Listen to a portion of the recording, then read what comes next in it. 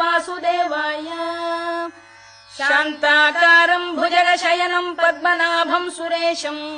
विश्वाधारम् गगनसदृशम् मेघवर्णम् शुभाङ्गम् लक्ष्मीकान्तम् कमलनयनम् योगिहृद्ध्यानगम्यम् वन्दे विष्णुम् भवभयहरम् सर्वलोकैकनाथम्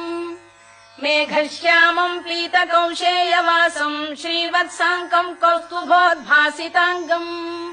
पुण्योपेतम् पुण्डरीकायताक्षम् विष्णुम् वन्दे सर्वलोकैकनाथम् नमः समस्तभूतानामादिभूताय भूभृते अनेकरूपरूपाय विष्णवे प्रभविष्णवे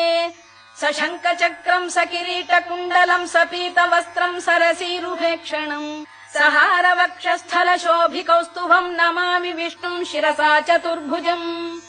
छायायाम् पारिजातस्य हे